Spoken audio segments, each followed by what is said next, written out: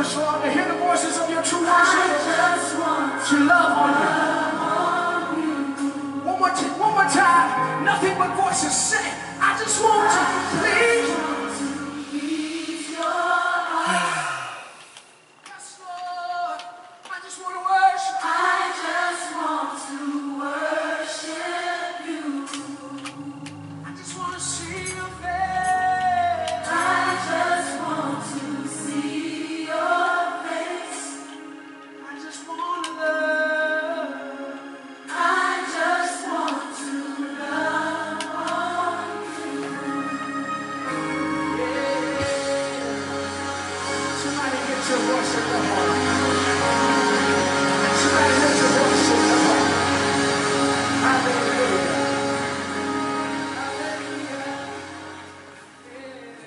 Good morning, good morning, good morning. Facebook Live, good morning, good morning. Breaking Strongholds Ministries. Good morning, good morning. Orlando with YouTube, keeping it simple.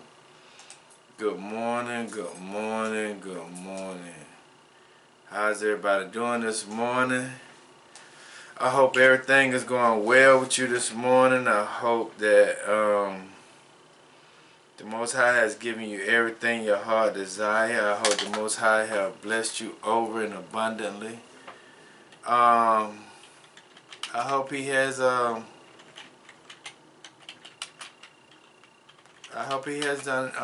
everything that you wanted this week. I hope He has blessed you.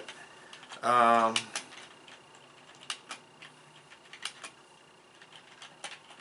hope He has done everything that you know.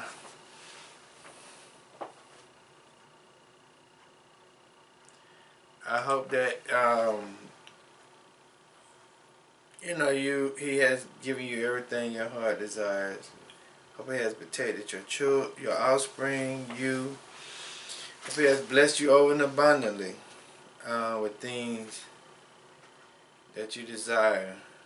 I'm gonna say this to you. I was kind of disappointed, not necessarily saying that I was looking forward, but I was kind of disappointed that only one person on my Facebook page told me congratulations for graduating from college. And I have, from my wife page and my page, I have probably 100 people watch me every Sabbath. And only one person, Deborah Brady, told me congratulations. But I'm not surprised. I'm not hurt, but I'm just disappointed. You know that some of you are watching me every week and been watching me for about a year now, or even 6 months. Couldn't even tell me congratulations, but that's okay. But I hope you all have been paying attention to what's going on in the world today. I hope that you all have been paying attention to just everything that's happening in the world. I hope you all have been doing that. I'm going to read you a couple of articles before I get started. On CLG, legitgov.org news, you can just pull this up anywhere. It says World Health Organization is preparing to. It says World Health Organization is this has came out April the 26th, 2020 at 10:31 on Legit or LEGIT Gov. It came out April the 26th, 2022 at 10:31 on legitgov.gov. It says World Health Organization is preparing to vote to strip the U.S. and 194 other nations of their sovereignty. Move will give the World Health Organization, total control. That's going to happen starting tomorrow for the voting to strip the United States of their sovereignty, as well as which is a very big threat to our society, is that go to New York Times on, what day did it come out? New York Times, May the 15th, 2022. An article came out on New York Times on May 15th, 2022. And it says, a fringe conspiracy theories fostered online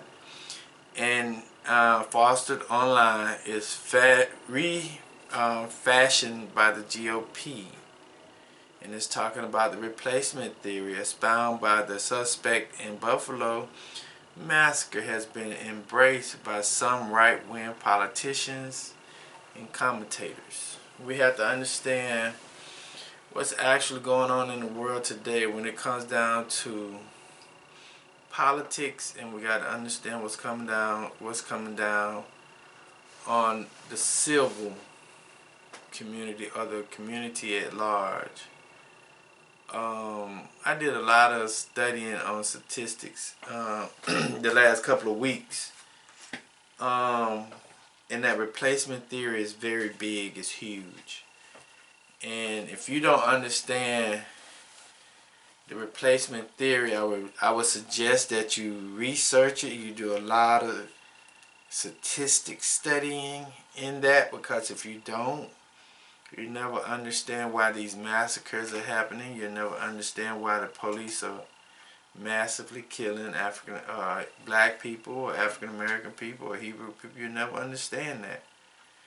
But if you do the studying on the replacement theory and then you do some statistics studying, you will understand it so much clearer.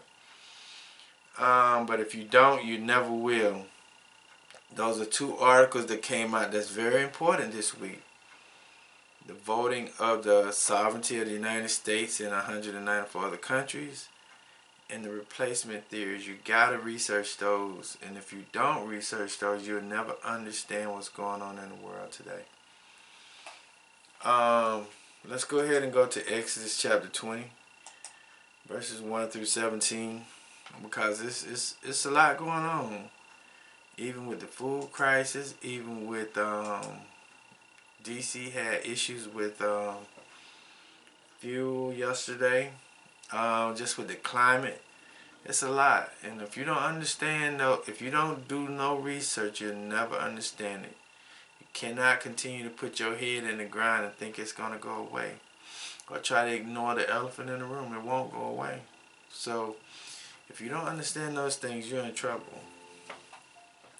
And it reads in Exodus chapter 20, verses 1 through 17, and El spake all these words, saying, I am Yahuwah thy El, which have brought thee out of the land of Egypt, out of the house of bondage. Thou shalt have no other Els before me, and thou shalt not make unto thee any graven image, or any likeness of anything that is in the heavens above, or that is in the earth beneath, or that is in the water under the earth. Thou shalt not bow down thyself to them, nor serve them.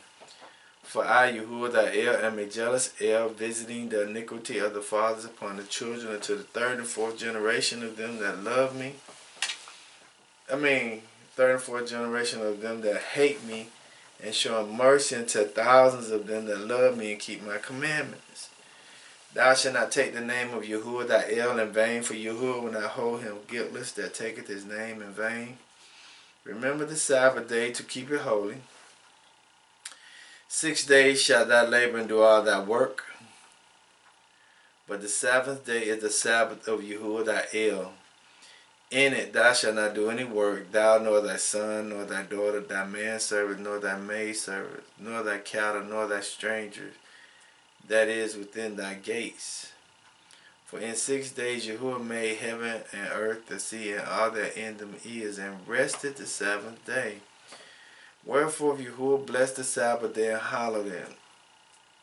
Honor thy fathers and thy mothers, that thy days be long upon the land which Yahuwah thy El giveth thee.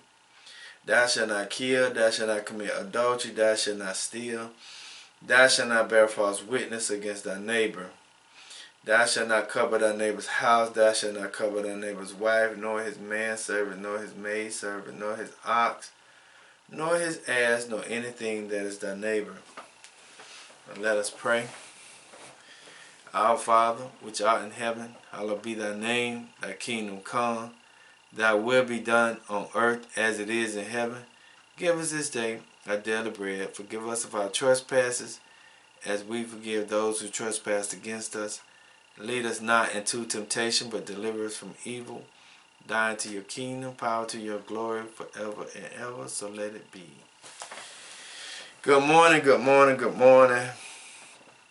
Facebook Live, Breaking Strongholds Ministries. Good morning, YouTube with Orlando, keeping it simple. I hope everybody's doing well. I hope everybody's being blessed over and abundantly in the manner in which your heart desire. I hope everything is going good with you. And if you could turn to the book of Exodus chapter 3. Exodus chapter 3 verses 1 through 15. And we're gonna read the whole thing, but the key verse, I'm gonna read the whole thing, but the key verse is verse 10 and 11. And I kind of understand. I already knew, but I kind of understand why people are hurt and why the church is hurt. The church are the people, or the assembly. I understand why all those things, both of them are hurt, because the church is hurt, or the people are hurt, is because of the pastor, and the pastor is hurt because of the people. People done done something to the pastor, and the pastor done done something to the people, so both of them are hurt. And both of them are kind of jacked up because one done something to the other. The pastor done lied to the people. Excuse me. The pastor done something to the people by misleading the people, and then the people are lying to the pastor, so the pastor is mad at the people because the people lied to the pastor, because the people didn't do what they said they were going to do towards the pastor, or the teacher, or the brother, or the moray, or whatever you want to call it. So it's a two-way, it's a double-edged sword with the people in the church, or the assembly, or the nations of people, because the politicians continue to lie to the people, and the people continue to not believe the politicians, and it's just a whole bunch of crap going on. It's so much. It's just that the parents lie to the children, then the children lie to the parents, but then the parents don't want the children to lie to the parents don't want the child to lie to the parent, but the parent been lying to the children ever since the beginning of time. So you wonder why we have so much problem and issues, because nobody's doing what they're supposed to be doing. Nobody's telling the truth. Nobody's being straight up. Nobody's being nothing. So we wonder why we got a dysfunctional and chaotic society or world. It's all based on lies. Nobody doing nothing they said they were going to do. But in the book of Exodus chapter 3 verse 1 through 15, I'm just going to go with verse 10 and 11. Verse 10 and 11. It says, "Come now therefore, and I will send thee unto Pharaoh, that thou mayest bring forth my people and the children of Israel out of Egypt." And Moses or Moshe said unto El, "Who am I, that I should go unto Pharaoh, and that I shall bring forth the children of Israel out of Egypt?" And El said, "Certainly I will be with thee, and this shall be a token unto thee, that I have sent thee, when thou hast brought forth the people out of Egypt, and ye shall serve El upon this mountain." And Moshe said unto El, "Behold, when I come unto the children of Israel, and shall say unto them, the El of your fathers has sent me unto you, they shall say unto me, What is his name, and what shall I say unto them? And El said unto Moshe, I am that I am. I am that I am. And he said, Thou shalt, and thus shalt thou say unto the children of Israel, I am has sent me unto you. And El said moreover unto Moshe and Moses, Thus shalt thou say unto the children of Israel, Yahuwah El of your father, the God, the El of Abraham, the El of Isaac, the El of Jacob, has sent me unto you, and this is my name forever, and this is my memorial unto all generations. The word I am in Hebrew means Ahaya, E-H-Y-E-H, Ahaya. That's why when you hear some of the Hebrew brothers say Yahaya, Yahaya means I am in Hebrew. Okay? So, if I may give a title of the text today, the title of the text today is, let me go back and illustrate, emphasize verse 10 and 11. It says, Come now therefore, for I will send thee unto Pharaoh, that thou mayest bring forth my people, the children of Israel, out of Egypt. And Moshe and Moses said unto God, Who am I? I want to emphasize that. Who am I that I should go unto Pharaoh, that I should bring forth the children of Israel out of Egypt? And if I may give a title of the text today, the title of the text today is, The Most High needs willing vessels. The Most High needs willing vessels. Or need willing vessels. Okay? He needs somebody to participate in his purpose in order for his thing, his will to come to pass. Okay. The word spirit. Definitions for today. Spirit. Spirit is a vital principle held to give life to physical organisms. Supernatural beings or essence. It's a malevolence being that is bodiless but can become visible. Also a dispensation is a character. A spirit can be a character, it can be a high spirit, it can be a vigor, it can be courage, it can be pride, it can be arrogance. Also, alcoholics solution is a spirit. An alcoholic beverage is a spirit. But let me read it over again. A spirit is a vital principle held to give life to physical organisms. Held to give life to physical organisms. Supernatural beings or essence. It's a spiritual being that is bodily but can become visible. Also, it is a dispensation.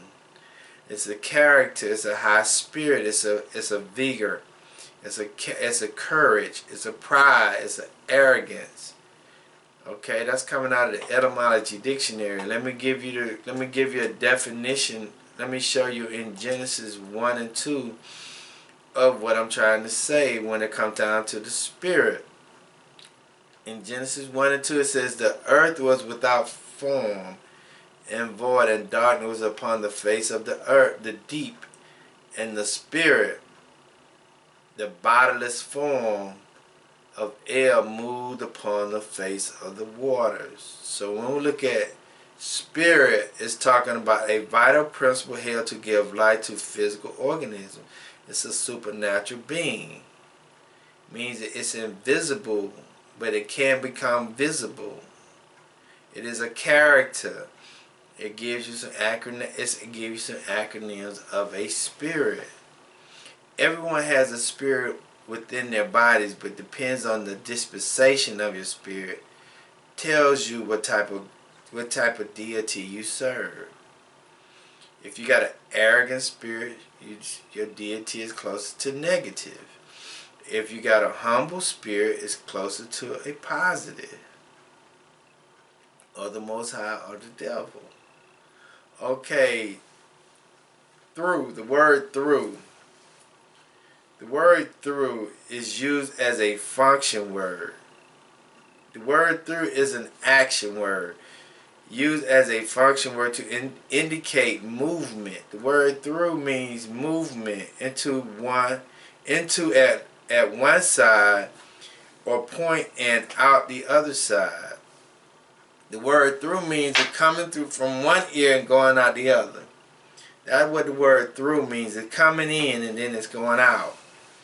Okay, especially the opposite side. The word through means by way of.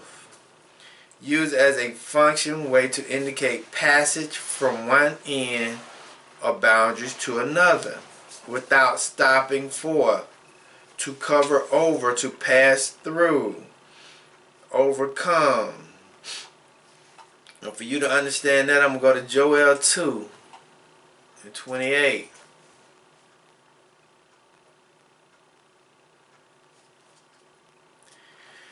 And it reads, the word through means to, I will come, and it shall come to pass afterwards that I will pour out my spirit upon all flesh. And your sons and your daughters shall prophesy, and your old men shall dream dreams, and young men shall see visions. Through means that those spirits will come through young people, and once the spirit of the Most High come through, you will see the character of the Most High because of their actions. Okay? So let us go back to Exodus chapter 3, verse 1 through 15. Okay? But I was reading a little commentary this morning. I'm going to read you a little commentary this morning before I get started on it. Because it kind of tripped me out a little bit. Because I met one of my friends. I met an acquaintance. I call him a friend. A person I knew for about, I'd say 10 years or more. And we had stopped talking for a while. And for whatever reason, we stopped talking. We just stopped talking for a while. But I saw him yesterday. I saw him this week, maybe Wednesday. And we got to talking, and I basically told him life is a journey. Life is just a realm that we come to learn on. And once we come to learn in this realm, we're going to move to another realm. I said, that's what we're doing, basically. I said, but we, can't nobody be so harsh and critical of someone in their condition that they're in. I said, because we all here to learn. We make mistakes. It is what it is. We always learning. So when I'm talking, I want to read your commentary on Exodus chapter 3, 1 through 12, and it reads like this. It says, the learning of Egypt was not sufficient to equip Moses for his life work. He is taken to solitude of the wilderness. That is God College. All who have done the greatest work in the world have graduated there. Elijah, Ezekiel, John, and Patmos. God workers may take their art course in the universities, but most take their divinity course along with him. Often in the middle of daily duties, we come on the outshining of his presence. Let us be on the lookout for it. Take off our shoes. The burning bush has generally been taken as emblems of the church amid the fires of tribulations. But there is a deeper meaning. The fire was the token of El's presence. The bush was unconsumed because El's love is his own fuel. Notice the successive steps have seen, heard, know, and come down with sin. The cry of previous chapters is answered by the coming down of this. Okay.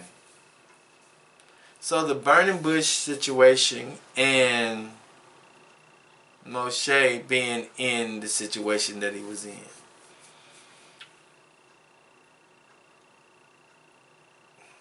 See, a lot of the times when we're looking at the Moses situation, we can look at it from a physical realm, but it's also a spiritual realm. It's metaphorical. It's a metaphor for something greater and deeper in life than what we can expect. And see, a lot of the times we had to be called out of the physical realm and be put in the wilderness, and the wilderness is considered to be a dry place, a desert, a place only where the Most High could be able to talk to his people. And that's why the children of Israel, see, Moses had to go through the wilderness and to learn and have the encounter with the Most High before he could be able to go and lead other people to the wilderness. And see, when your leaders haven't been through the wilderness, they can't teach the people how to get through the wilderness. And see, that is a physical and a spiritual challenge. So Moses had to go through the wilderness in order to go back and get the people out of that same situation that he was in order for them to get where he was or where he's going to be. And that's the encounter with the Most High. They encountered the Most High in the same situation that Moses counted, or Moshe counted the Most High. They encountered the Most High in Egypt, in the wilderness. In the wilderness. But a lot of us don't want to answer the call in our current situation because we don't want to. We have some issues going on in our personal life because we look at our situation and we think that because of our situation we don't have the abilities to be able to do the Most High's work. Let me go to chapter 4.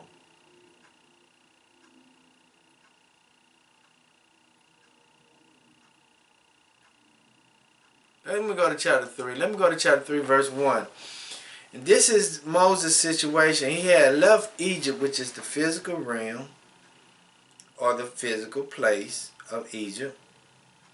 And he left Egypt because he killed an Egyptian.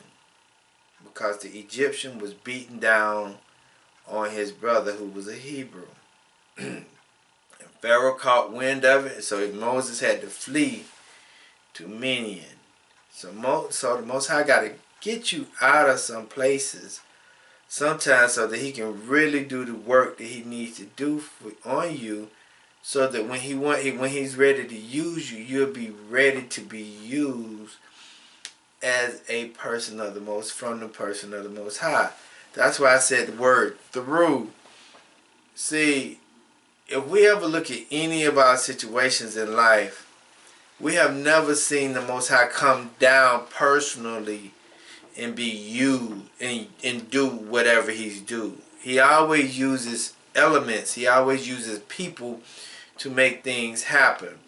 Just like he used Moses. Just like he used Muhammad. Not Muhammad, but Malcolm. Just like he used Martin. Just like he used a lot of people. Just like you could be in the grocery store line and you may not have enough money to buy your groceries, and somebody will come up to you and say, "Hey, here go $50 to help finish off your groceries." That is the Most High's working through somebody to help you get the things that you need. I know plenty of people that have been blessed from somebody else, but the Most High was working through that person who blessed that person. The Spirit had to tell that person to bless this person in order for that person to be blessed, but the person might not have saw the Most High working through that person. They only probably had saw that person, but they didn't see the Spirit that was working in that person at that time. And see, that's why I say earlier, the Most High is a spirit that sometimes you may not be able to see, but you may be able to see. But when you see, you'll see the character of the spirit that comes out of the person. That is what you will be able to see. So, Most High had to take Moses out of Egypt and then put him in the wilderness in order for him to, so that the Most High could be able to use Moses or Moshe. And see, a lot of the times, once we get in our comfortable zone of being in the wilderness, we don't want to come out of the comfort zone. But we don't realize that the wilderness just is a university. It is just a place where you're being taught on how to be. And once you're being taught on how to be, it is time for you to move from the wilderness into your purpose. And see, a lot of the times, a lot of us don't want to move out of our purpose because we don't got comfortable back in the wilderness, even though we was taken out of our comfort zone of being in Egypt. See, it's like life is always a transitional phase, a phase. We always going through some transitions in order to evolve into what the Most High truly want us to be. And that's what we have to understand about the Most High. He's always evolving us into a much deeper and spiritual being.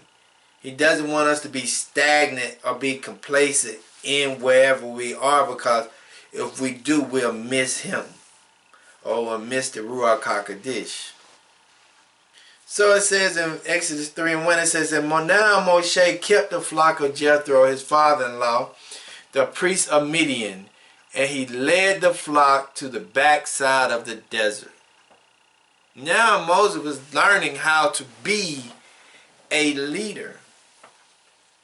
See, a lot of the times when we're in that desert state, the Most High is teaching us how to be, even though unconsciously or consciously we don't even know that he's teaching us how to be in the midst of our desert. He's teaching us how to be. He's teaching us how to see. He's teaching us what to say and how to say it. But sometimes when we're in that wilderness, we look at being in the wilderness as a negative state of being. But in actuality, it is a most enjoyable time that you can be in, because that is when you grow the most. But a lot of people don't understand that, because they're looking at it as a negative thing, but in actuality, it's a good thing.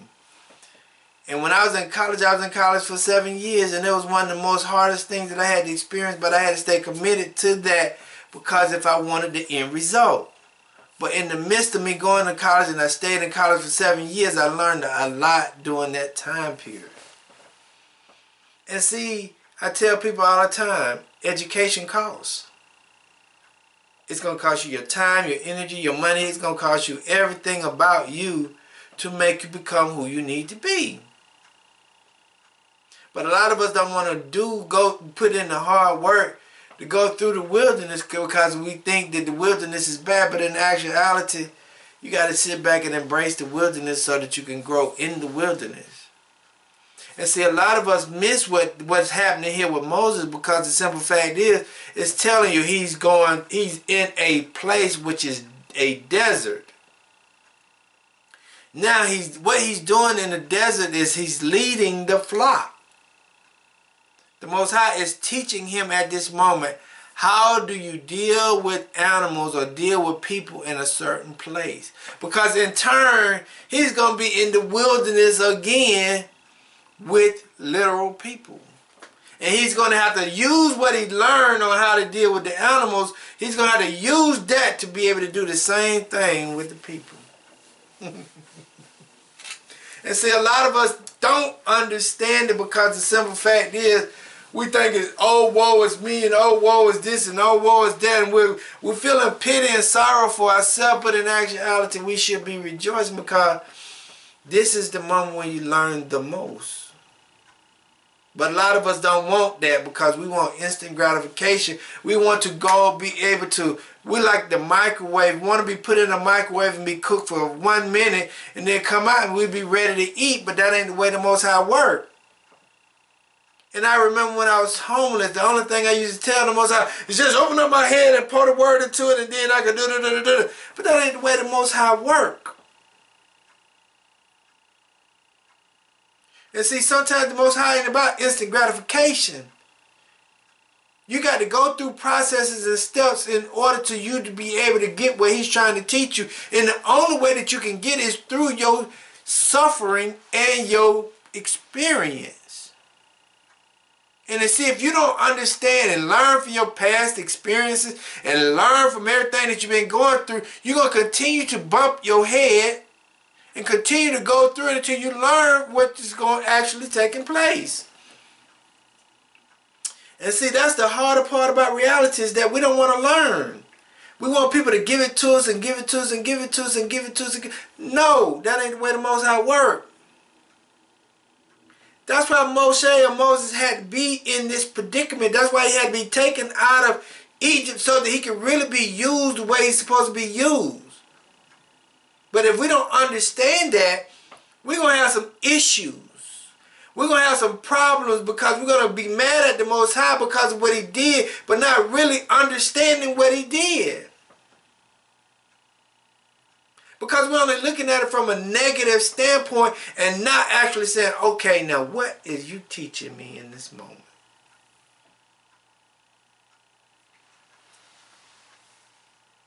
See, I look at some of the camps. Some of the camps that some people are leaving camps really fast because of what they're doing. And they're leaving the camps because of what they're doing is because those camps really didn't learn. They never had that road to Damascus, or they never had that true encounter with the Most High. And because they never had that true encounter with the Most High, they are abusing their authority in some of the camps that's out here. And so what they're doing is putting a bad label on camps, because all camps are not bad, but some camps are bad. All camps are not bad, and all camps are not good. But those camps that are bad, they don't have the humility that they needed to be able to operate in that capacity because they did not learn in the wilderness. See, in order for you to be a great leader, you got to learn in the wilderness. That means in your suffering or your undergoing of your experiences. See, we need to some camps need to understand that, yes, I was misled. Yes, I did this, and yes, I did that. So now I know what not to do. But if they don't understand that knowing what not to do, if they don't let that register in their head, they're going to go out there and do the same thing that somebody else did to them. They're going to go out there and do it to somebody else. See, that's why Moses had to be in the wilderness for a long period of time, for 40 years, learning how to nurture and feed the flock.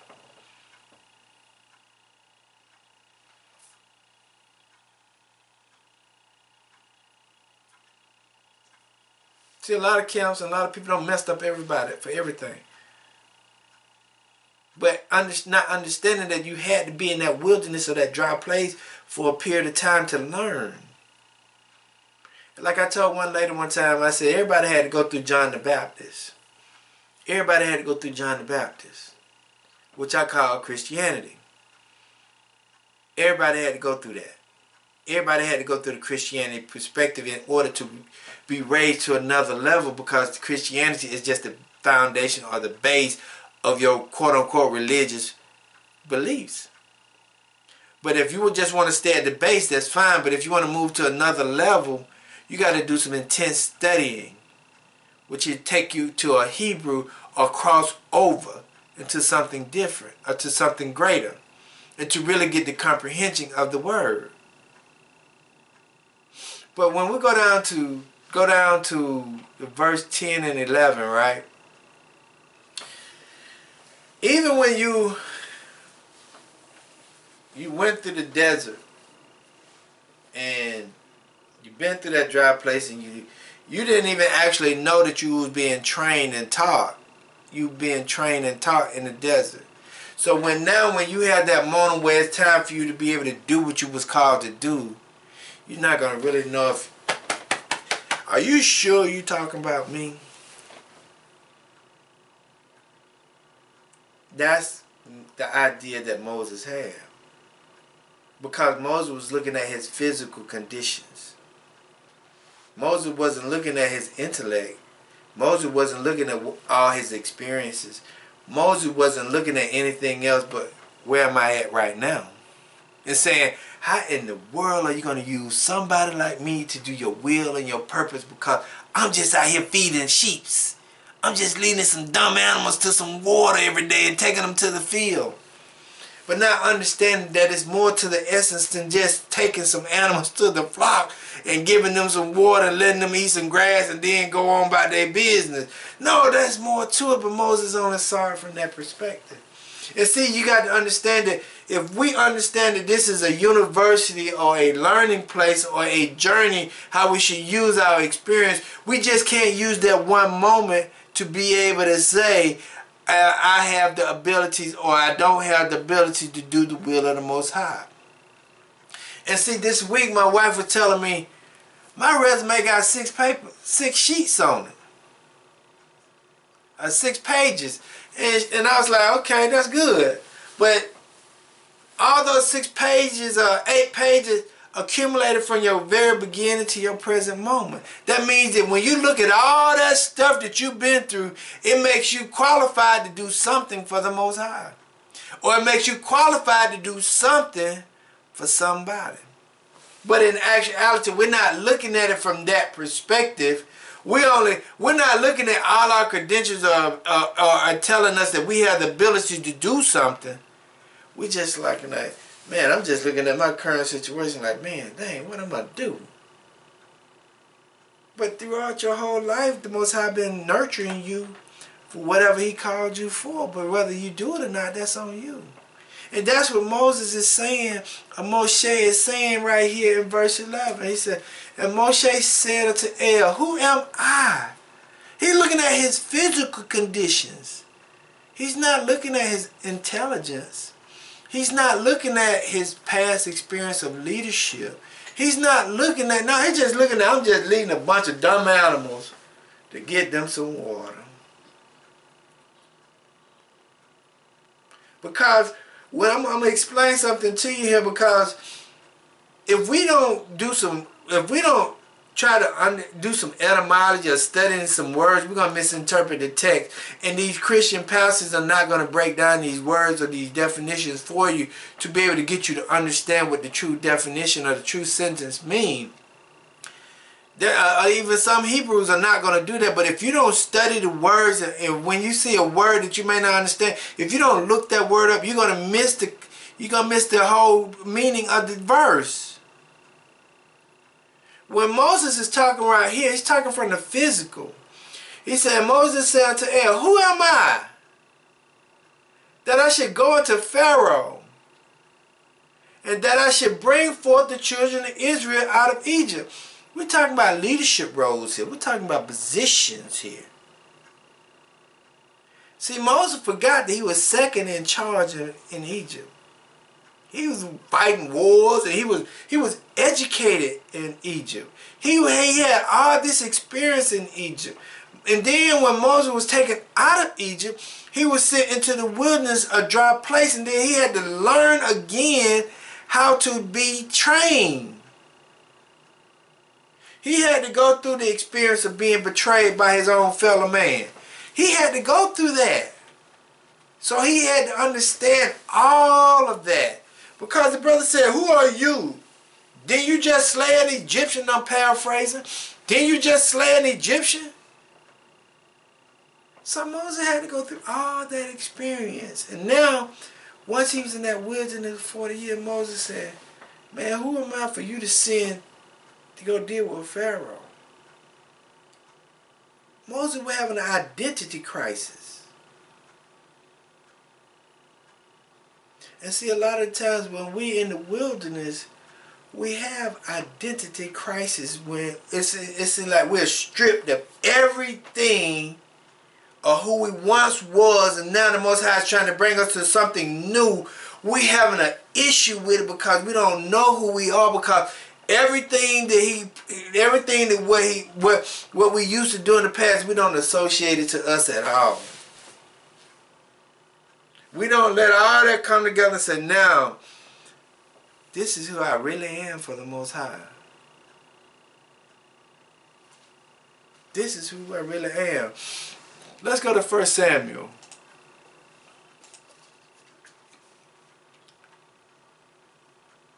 Chapter 8, verse 18. I'm going to go to 17 and... No, 18 and 18. I'm sorry. 1 Samuel 18 and 18.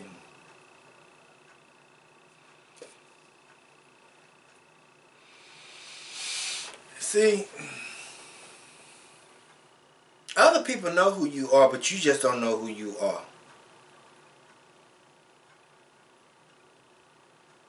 And that's something we have to understand. Other people know who you are, but you don't know who you are. In 1 Samuel 17 and 18, and it reads, and Saul said to David, behold, my eldest daughter, Merab,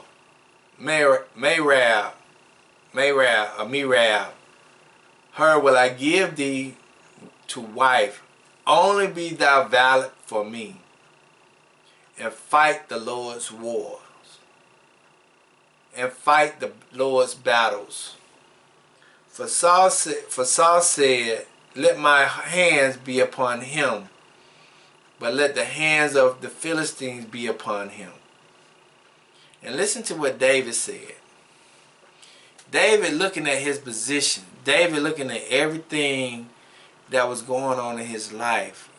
David was looking at his physical status. David wasn't looking at who he was, being the apple of the Most High, having the heart of the Most High. David wasn't looking at that. David was just looking at his physical status at that time. And it says, and David said unto Saul, who am I, and what is my life, or my father's families in Israel, that I should be the son-in-law to the king? See, David didn't even think he had the qualities or the attributes to be able to marry a king's wife, a king's daughter. David was having internal identity crisis issues with that. Even though he was accomplishing missions, like Saul said, only be thou valiant for me, and fight the Lord's battles. For Saul said, let not my hands be upon him, but let the hands of the Philistines be upon him. See, Saul was using David for his battles and the Most High's battles. But David was not looking at all the accomplishments that he was doing. David was just a humble, meek man, just doing what he had to do, how he had to do it, but not realizing that he was greater than who he thought he was. But he didn't realize that. And see, a lot of the times, we don't realize who we are because our current conditions or our current situations.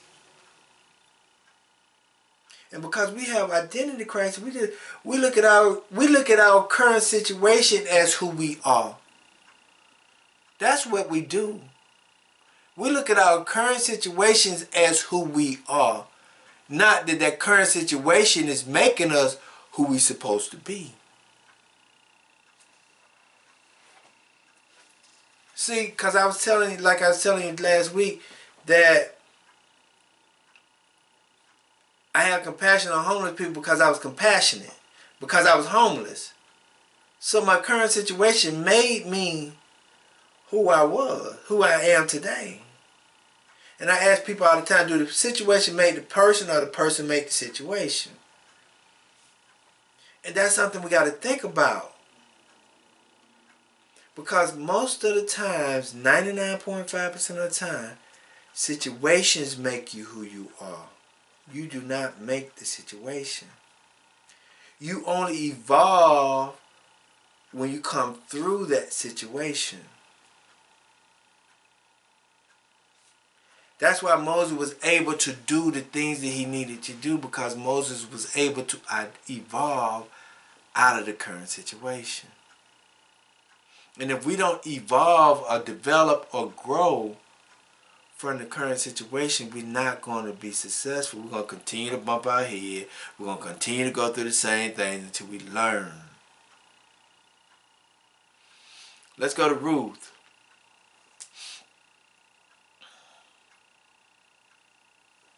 Chapter 2, verse 9 and 10.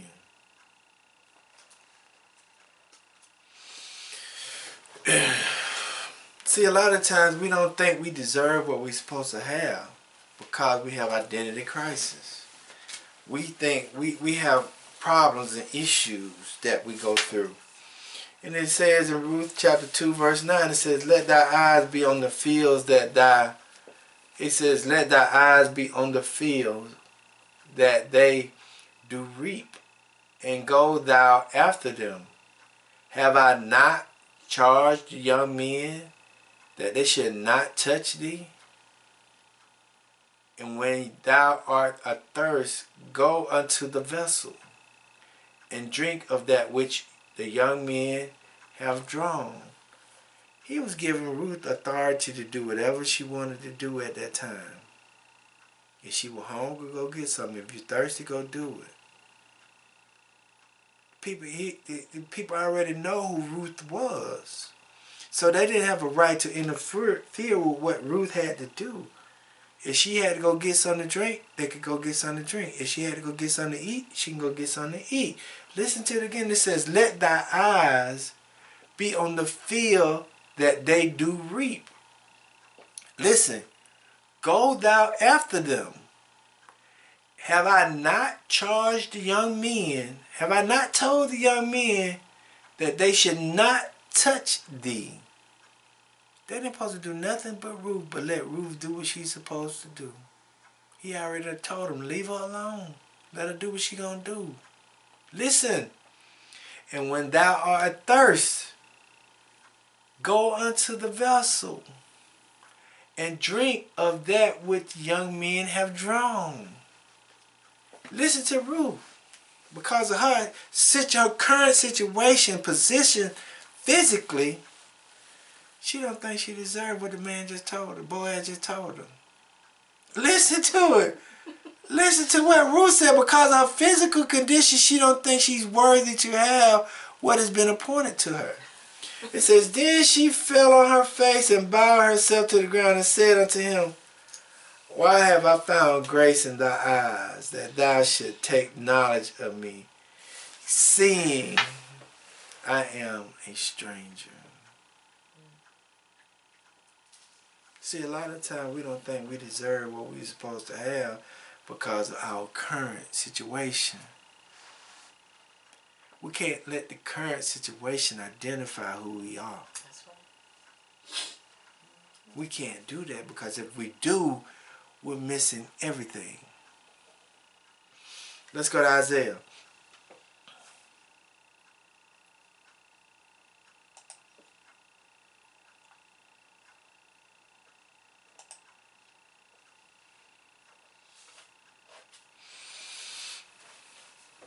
Okay, listen to this. Isaiah 56, 3 through 8. It says, neither let the sons of the stranger that has joined himself unto Yahuwah speak, saying, Yahuwah has utterly separated me from his people. Neither let the eunuchs say, behold, I am a dry tree. Listen to that. Talking about the physical connections. Because of your current situation, never think that you're not connected to the Most High when you have submitted yourself to the Most High. Listen, it says, neither let the sons of stranger that has joined himself unto Yahuwah, that has joined or that has committed, that has devoted himself unto Yahuwah, speak, saying, Yahuwah has utterly separated me from his people. Neither let the eunuch say, behold, I am a dry tree. How can you say you're a dry tree when you have committed yourself to the Most High? How can you say I'm nothing when I committed myself to the Most High? That's what he's saying. If you have committed yourself to me, you're more than something. Yes. Okay? This is an encouraging word because I'm gonna say something at the end. It said, for thus saith Yahuwah unto the eunuch that keep my Sabbath and choose the things that please me and take hold of my covenant. Listen to that. It says, for thus saith Yahuwah unto the eunuch that keep my Sabbath and choose the things that please me and take hold of my covenant. Even unto them will I give my house, and within my walls a place and a name better than the sons and daughters. Better than sons and daughters. I will give them an everlasting name that shall not be cut off. See, this debunks a lot of what some of the camp teaches.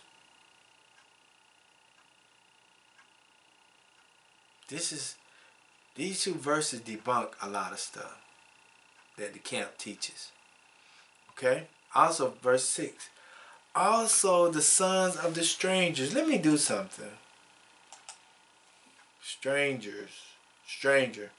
The word stranger is a heathendom, an alien, a person that is not of the 12 tribes of Israel, a foreign.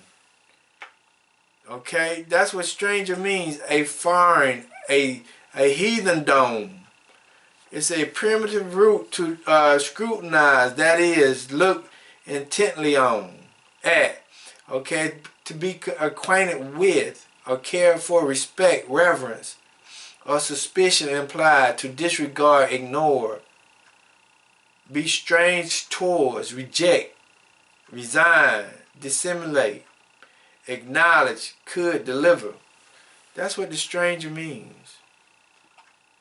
So, it's also the sons of the stranger that join themselves unto the Yahuwah, to serve him and to love the name of Yahuwah, to be his servant. If a stranger wants to be the Most High servant, he going to take care of that servant. Everyone that keepeth the Sabbath from polluting it and take hold of my covenant, even them will I bring to my holy mountains and make them joyful in my house of prayer. Their burnt offerings and their sacrifice shall be accepted upon my altar. For my house shall be called an house of prayer for all people. Yahuwah which gathered the outcast of Israel said, yet will I gather others to him, besides those that are gathered unto him.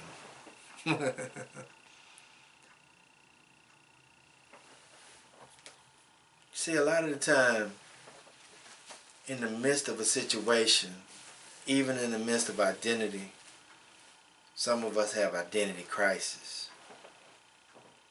But the only way that the Most High you cannot have an identity crisis if you're doing the will of the Most High. See, Moshe was having a conversation with the Most High.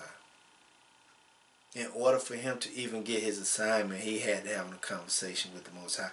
But he also had to understand who the Most High was in his life. But he also had to understand who he was, even though he knew he was a Hebrew. But did Moshe really understand his purpose? Did he understand his purpose from the physical realm, or did he understand his purpose from the spiritual realm? See, if the Most High is a spirit, we got to operate through the spirit and not through the physical. My first, if I can give some points to my first point, is identity crisis. Moses has identity crisis. Not him being a Hebrew, but his purpose or his position. He was looking at him just a regular old sheep herder.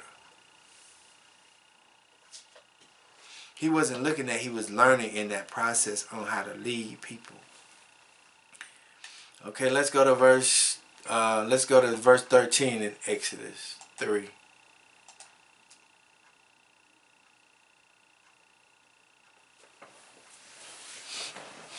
And see, when people read this verse, they misunderstand it totally. I don't think it's this one. No, it's the next one. Let's go to the next. And it says in verse 13 and 3, it says, And Moshe said unto El, Behold, when I come to the children of Israel, and say unto them, The El of your fathers has sent me unto you. And they shall say to me, What is his name? What shall I say unto them? Right here, Moses really didn't have a true relationship with the Most High. Moses still was going through the process of learning the Most High. He was asking questions. He was asking questions.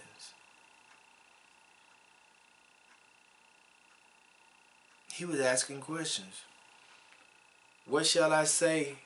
He said, What shall I say unto them? What is his name?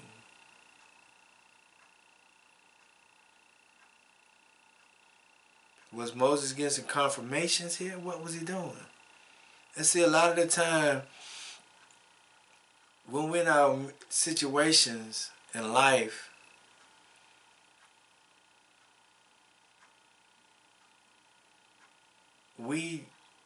that's when the best time to develop a relationship. Because when we're not going through crisis, we don't really have a true relationship with the Most High. We think we do, but we really don't. We only have that true relationship with the Most High is when we're going through something. That's when I develop. That's when our leadership. That's when our relationship grows. And the second point is our relationship. When we're in the desert, we have an identity crisis. When we're going through some issues, or when we're in the desert, we have a relationship crisis.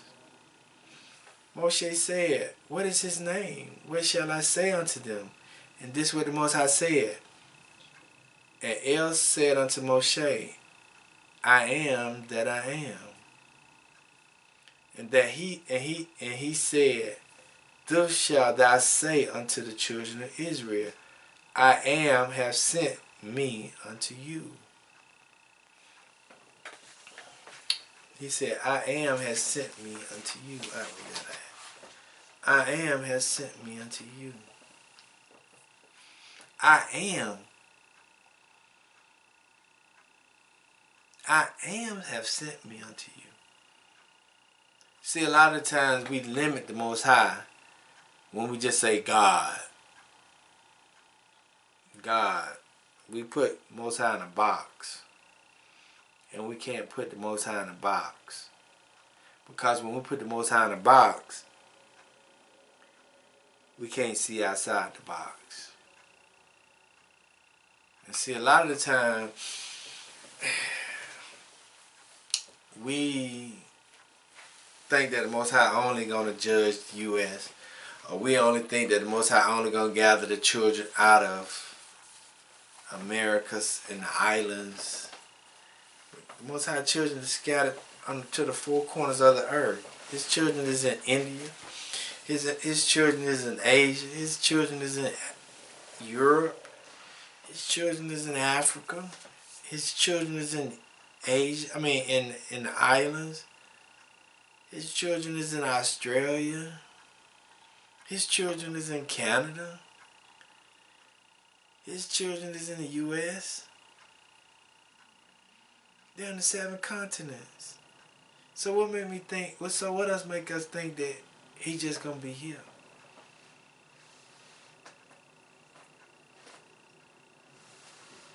There's a lot of people out here that's trying to do right, not just in the U.S. Judah was sent to that was in captivity, but captivity been all over the place. See, we could see that Moses had identity crisis because he was asking a lot of questions, and that's what we do when we're in a desert state. Man, how can the Most High put me in this situation right here? How can the Most High do this? Why the Most High gonna do that? Why the Most High did? Why the Most High allowed it to happen? Why the Most High allowed it? Because he working on you, but you don't realize it. Let's go to Isaiah 44 and 6.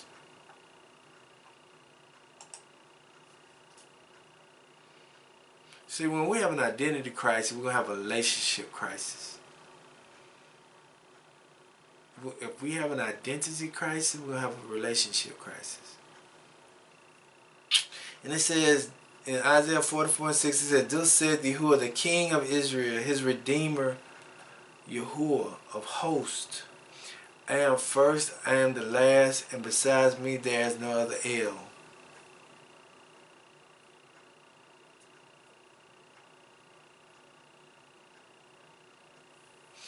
And who, as I, shall call, and shall declare it, and set it in order for me, since I appointed the ancient people, and the things that are coming and shall come, let them shew unto me. Let me say something to you. Listen to this part right here. It says, since I appointed the ancient people and the things that are coming, and the things that are coming, and the things that are coming and shall come, let them show unto them. See, a lot of times everything that we got going on in our life, some of it is our fault, but some of it is the Most High working on us, see. And he's trying to cleanse us. He's trying to cleanse us from some things. But we don't see that we're being cleansed. We don't see that this is the Most High's working. We don't see those things. We only see what we're going through. We don't see it from the Most High doing. We only see it from our perspective. Oh, woe is me. We're not saying that the things that are coming and shall come, let them shew unto them. See, this is all the Most High is doing, especially to his anointed one. We got to realize that everything that we see on the earth and everything that, majority of the thing that's going on in our life, is for the Most High's correction on us. And it's developing us to help us grow into who he wants us to be. See, Moses had to go through everything that he went through in order to be able to come back and do his purpose, his true purpose in life. And some of us don't understand that. Let's go to Matthew chapter 28. And verse 20.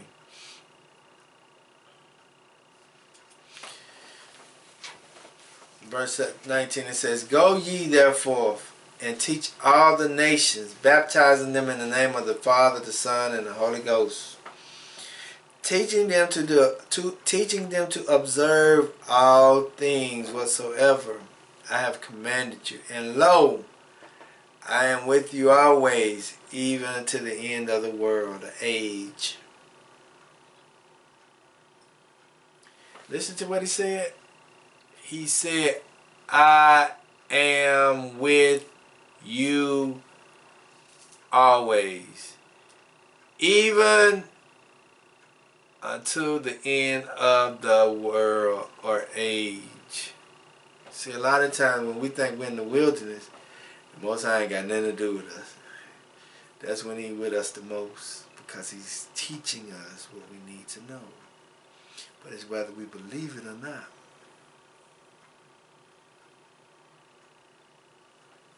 Everything is purifying you and cleansing you. If you look at the covenant, if you look at the book, the Biblio, the Bible, the Holy Scriptures, you'll see that he's wiping out all the wickedness and just trying to keep the righteous on the earth. He's punishing the wicked. He's cleansing them of all their idolatry ways. If you look at the Biblio, the Bible, if you look at it from a spiritual lens, he's trying to get rid of all the wickedness on the earth.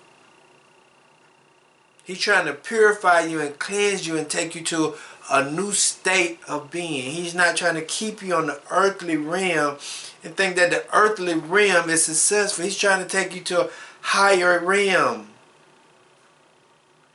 But if you don't comprehend that, you can't. If you don't have a relationship with him, you won't understand that. You won't understand it because you're looking at it as, what does it mean? He's trying to evolve you to a new creature. Go to Romans chapter 12, verse 1.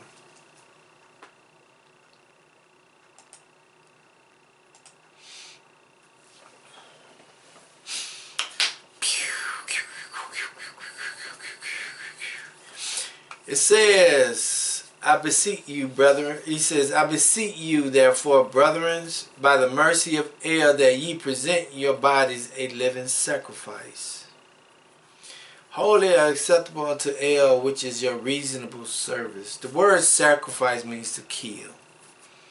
Kill. Present your bodies a living, or to present your body daily, killing the physical realm.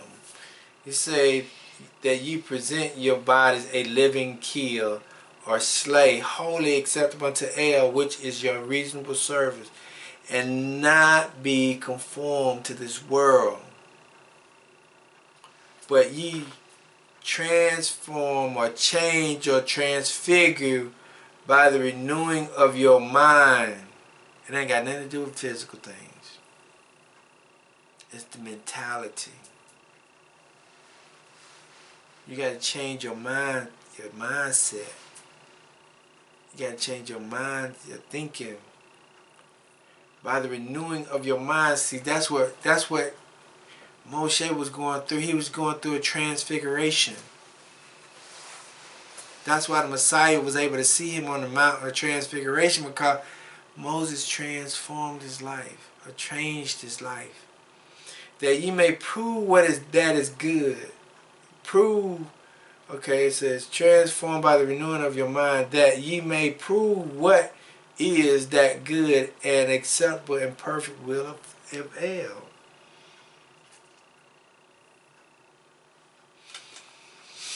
See, we got to constantly kill the physical flesh, the desires of this world. We got to constantly do that in order to be able to see the will of the Father. Because this is a physical and a spiritual fight. See, the reason why they had that replacement theory is because they're looking at it from the physical realm. They're not looking at it from the spiritual realm. Because if they was looking at it from the spiritual realm, they would accept their punishment for whatever it is, because they know they did some wrongdoing. So now they're gonna function in the physical realm even more, not realizing that they just continue to bring judgment on themselves because they're acting out of order. But the Most High is bringing up a remnant that's going to be able to remember Gideon in the 300s. See, he got us quiet right now because the simple fact is he's training us. Because when they're really ready, he's going to unleash us to do his will. See, the Father ain't going to have to come down and do it. He's going to put his spirit in us for us to do it. That's why the Gideon in the 300 is so powerful, because he had to wipe away everybody who wasn't equipped to go into battle first. But now he's training up those who are able to go into battle so that they can be ready to fight in the battle. Let's go. I'm gonna go to Exodus chapter 4, because I know I ain't got that much time now. Exodus chapter 4, verse 10. See, Moses had an identity crisis, then he had a relationship crisis, but he also had an ability crisis. See, when you don't have, if you have an identity crisis, you're going to have a relationship crisis, then you ain't think you're going to be able to do nothing. Okay, and Moses said unto, in Exodus chapter 4, verse 10, it says, Moses said unto Yahuwah, O my Lord, O my El, O my Yahuwah, I am not eloquent, neither there heretofore, nor since thou hast spoken unto thy servant, I am slow of speech and of slow tongue. That is totally misunderstood. They said that Moses stuttered. They said that Moses wasn't an eloquent man. They said that was totally out of line. That ain't got nothing to do with Moses. That's a misinterpretation. That's something that was passed down from generation to generation. The word slow, okay, the word eloquent means statue. Let us look at it. And Moses said unto Yahuwah, O my Yahuwah, I am not eloquent. The word eloquent means I'm not in a position, a physical position to go talk to another Pharaoh. I'm not in position to go talk to Pharaoh. Means I don't have the accolades or the status to be able to sit down and talk to Pharaoh. I'm just a sheep herder. That's what eloquent means. Not necessarily from the physical realm or is speaking to him. He's talking from a position of status. He said, I'm not a king, because a pharaoh don't normally talk to nothing but a pharaoh. Kings only deal with kings. Presidents only deal with presidents. Their queens only deal with queens. Vice presidents only deal with vice president majority of the time. They do not speak to anybody in a lower status than them. So when you're looking at it from the eloquent position, he's talking about from a status. I'm not a king. I'm not a pharaoh. So how can you give me the authority to go speak to Pharaoh? I'm not anybody. And neither heretofore my sense, nor since thou hast spoken unto thy servant, but I am slow of speech. That word slow of speech means to bring to come. I can't make nothing happen. That's what he said. I'm not a king. I'm not a pharaoh. I can't make nothing happen in this realm. That's what Moses was saying. It didn't have nothing to do with his educational level. It didn't have nothing to do with how he could really speak to the Most High, to Pharaoh. It had something to do with his physical accolades, his status on the earth. And then he said, and slow of tongue. That means he said, I'm just going to be talking junk. That means that I'm just going to be slandering, speaking slanderous stuff. I'm talking negative. It's just like if the Most High sent me to President Biden, I'm telling President Biden, let my people go. First thing they're going to say to me, who are you, man? Where you come from? Who sent you to me? What your position is? Who is your army? That's the thought process of Moses in this text, not from an educational realm. And the reason why I said that, let's go to Acts chapter 7. It's going to tell you right here what Moses was. Acts chapter 7 verse 22. Listen, so when you're talking about it from that context, it's telling you that Moses wasn't no stupid person in this verse. It says, let's go to verse 21. It says, when he was cast lots, Pharaoh's daughter took him up and nourished him for his own child. So if he was learned in Pharaoh's house, he was well educated. And Moses was learned in all the wisdom of the Egyptians and was mighty in words and deeds. So now that contradicts what the church has been teaching us for a long period of time. No, No, Moses was just saying, man, I ain't on the same status right now as Pharaoh, so I can't go talk to Pharaoh. So don't send me to go talk to Pharaoh when I'm not on his level. But the Most High was saying, you are on his level. So Moses had an ability, he had an ability crisis as well as an identity crisis and a relationship crisis. Let's go to Exodus 4:1.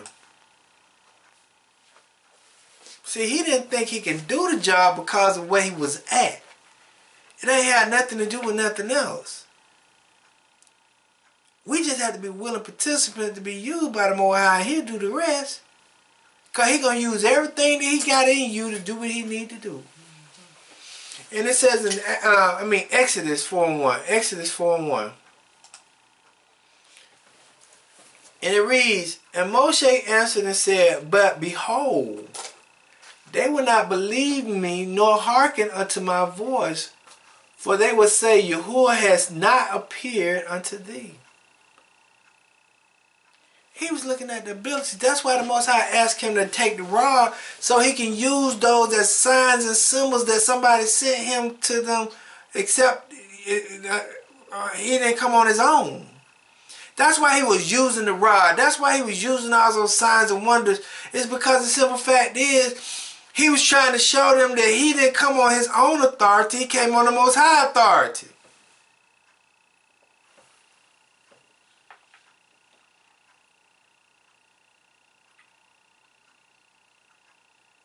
Let's go to Acts 7:25.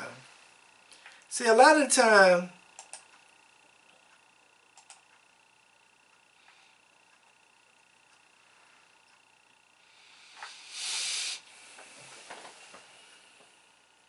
we could be like Moses, Moshe.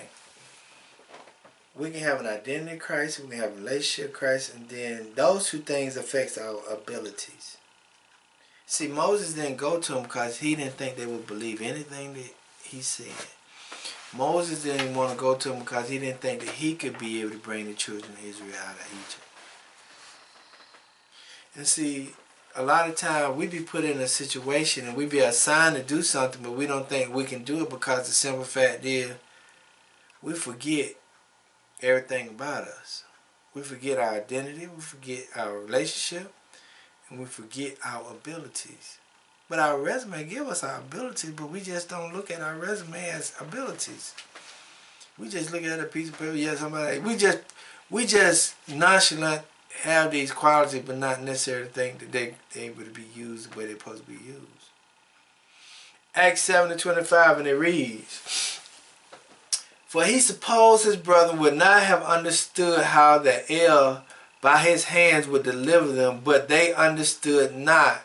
And the next day he shewed himself unto them as they stole, and would have set them at one again, saying, Sir, ye are brethren, why do you wrong one to another? See,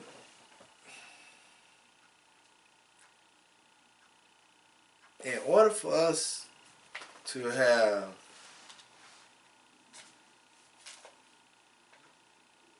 salvation, first we got to be a willing vessel to be used.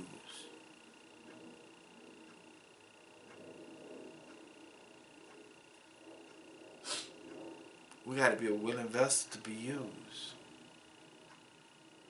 In order for us to be used, we can't have an identity crisis. We can't have a relationship crisis. We can't have an ability crisis. Because in Philippians 4:13, if only Moshe had this mentality. And this sounds so good with what Moses, because let's go to verse 12. It says, I know both how to be abased, and I know how to be abound. Everywhere in all things I am instructed both to be full and to be hungry, both abound and to suffer need. Listen to this. In order for us to have salvation, we got to be willing participants. We got to know our identity. We got to have that relationship, and we got to know our abilities. It says that I can do all things through Christ, which strengthens me.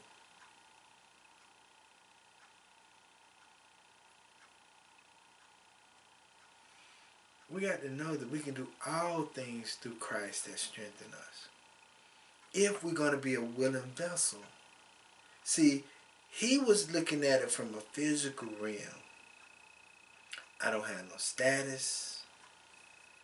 I don't have no authority. I don't have no abilities or no force behind me to cause these things to happen. He was looking at it from that perspective.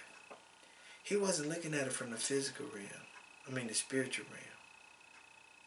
Let me read you something. I got a lot of different books from a lot of different people. So I'm just not limited to one thing. Let me read you something. I hope this is it.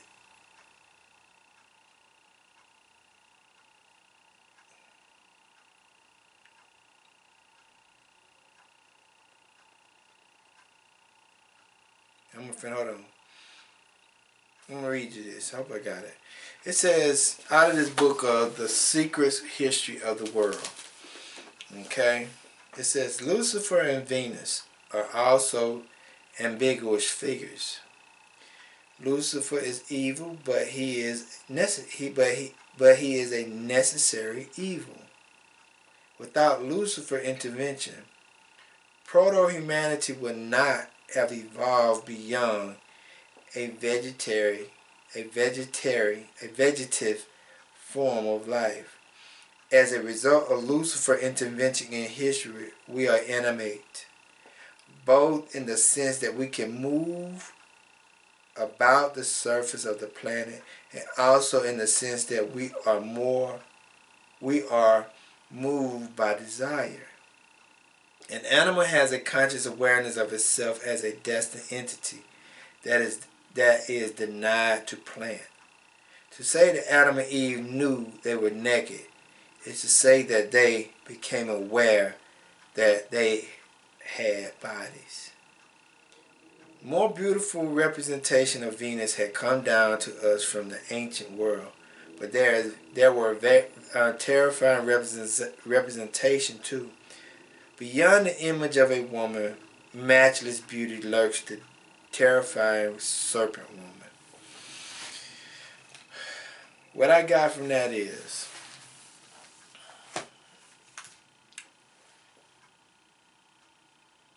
we have to have dry moments in order for us to be able to evolve into new people. We have